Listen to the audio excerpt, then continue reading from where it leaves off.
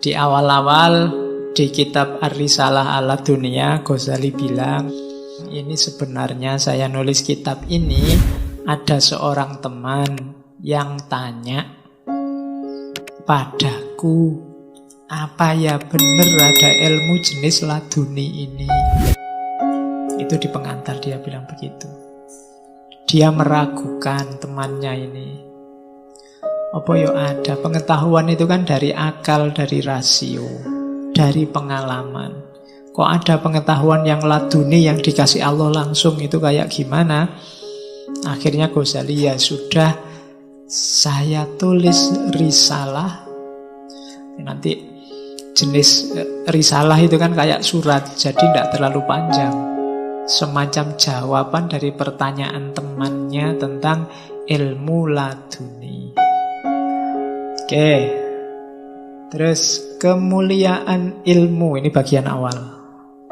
Saya awali dari sini. Jadi katanya Ghazali, kalimatnya indah. Ilmu itu zatnya sendiri sudah mulia. Jadi ilmu itu sebenarnya jenis apapun, hakikatnya dia sebagai ilmu itu mulia. Logikanya simpel. Kenapa? Karena ilmu lawannya kebodohan. Tahu lawannya tidak tahu. Kalau tahu itu cahaya, ketidaktahuan itu kegelapan. Jadi barangnya sendiri yang namanya ilmu itu sudah mulia. Maka kalian nyari ilmu apa saja, itu sebenarnya sedang mengambil atau menempati kemuliaan. Cuma yaitu tadi, kita ilmunya agak terbatas di rasio dan empiris. Tapi sebenarnya ilmu apapun, termasuk yang primbon-primbon dan macam-macam tadi, sebenarnya hakikatnya itu pengetahuan yang mulia. Karena lawan dari ilmu itu kebodohan. Maka belajarlah tanpa pilih-pilih guru, pilih-pilih materi, apapun yang terjangkau pelajarilah. Itu teorinya Ghazali. Meskipun demikian, kalau bisa carilah ilmu yang utama. Meskipun objek ilmu apapun itu mulia, tapi dahulukan yang utama. Pengetahuan untuk hal-hal yang lebih utama. Dan di antara yang utama itu, yang paling utama adalah pengetahuan ketuhanan. Pemahaman tentang Tuhan. Ini yang saya tidak tahu, tradisi pemahaman ketuhanan itu tidak menonjol lagi di dunia Islam. Padahal itu mungkin ciri khas kita. Ciri khas kajian timur, orientasinya teos, ketuhanan.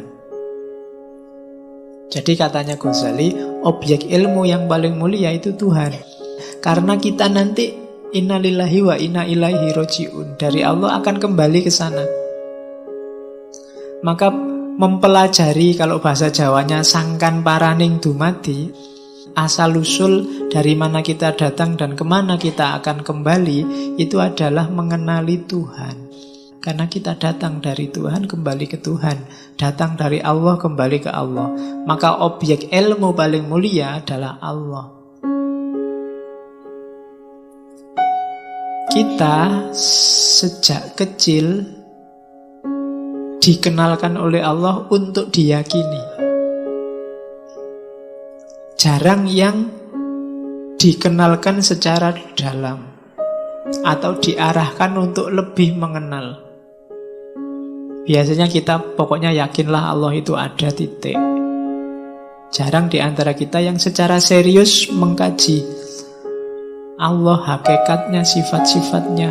Mungkin hanya mahasiswa jurusan tertentu yang bahas itu pun ya sak senenge dhewe. Jarang yang sampai dalam.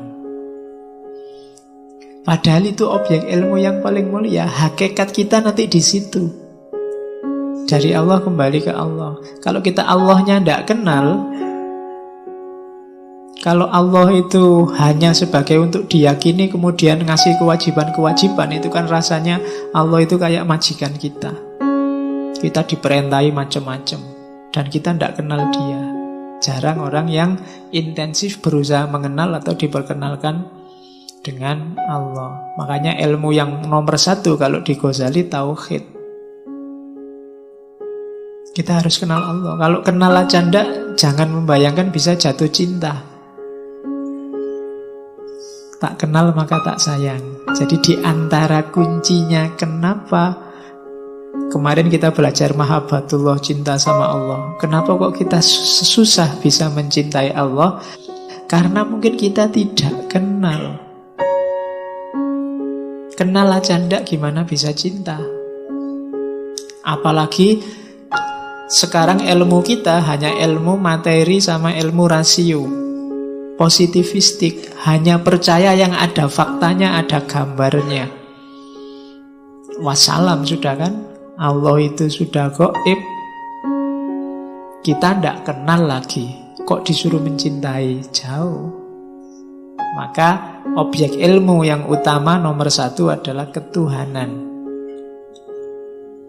Jalannya lewat apa? Katanya Ghazali, wadahnya ilmu itu jiwa.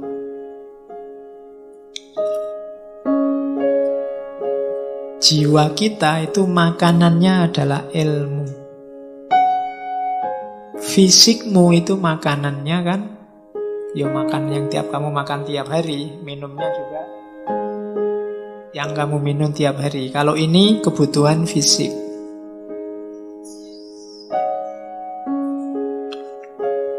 Silahkan diminum yang masih ada. Yang sudah habis ya dicari di belakang kalau masih ada. Kalau di belakang habis, di kamar mandi masih banyak. Oke. Jadi kalau ini untuk fisik, untuk rohani kita, jiwa kita, makanannya adalah ilmu. Dan ilmu yang paling utama itu ilmu ketuhanan, ilmu tauhid. Jadi hari ini tradisikan sibuk nambah ilmu. Bukan sibuk mendebat orang lain. Bukan sibuk gegeran saingan. Bukan sibuk hoax. Jadi hari ini itu cirinya manusia hari ini itu apa? Kalau bahasanya hiperrealitas, hari ini tuh manusia itu epilepsi komunikasi. Epilepsi komunikasi itu, jadi epilepsi komunikasi itu, kita ini hari ini dihujani banyak sekali informasi, dan kita milih informasi itu bukan kategori mana penting, mana tidak penting, tapi kategorinya mana yang menarik, mana yang wow, dan mana yang tidak menarik. Dan itu yang dilakukan TV-TV, dilakukan web-web, dilakukan internet-internet. Tidak penting lagi makna. Yang penting wow-nya. Kayak acara-acara TV yang kita sebut di awal itu. Kamu milih acara TV kan bukan kamu butuh atau enggak, maknanya penting untuk hidupmu atau enggak, tapi yang bisa menyenangkanmu, yang menarikmu. Jadi ada keterputusan makna. Itu yang disebut epilepsi komunikasi. Jadi putus-putus rangkaian pengetahuannya. Dipilih yang kamu butuh saja. Akhirnya apa? Media menawarkan yang menarik buatmu saja. Kalau tidak percaya, YouTube misalnya, bukalah video apa yang kamu senang. Setelah itu kamu akan ditawari semua video yang berhubungan, yang mirip dengan yang kamu buka tadi. Google juga begitu. Sehingga akhirnya kamu kerasan. Tidak pernah kamu buka YouTube itu satu terus ya sudah itu saja, butuhnya cuma itu. Mesti terus kamu ditawari yang lebih menarik di video sebelahnya, sesudahnya, sebelumnya. Dan itu membuat kita epilepsi komunikasi. Epilepsi itu kan orang meledak-ledak sebentar terus sadar lagi, tapi meledak-ledak lagi, sadar lagi. Oke, itu teori kajian baru. Hubungannya nanti di bukunya siapa? Yang Brodiat. Yang Brodiat nulis judulnya Ekstase Komunikasi. Ya, kapan-kapan ngomong itu.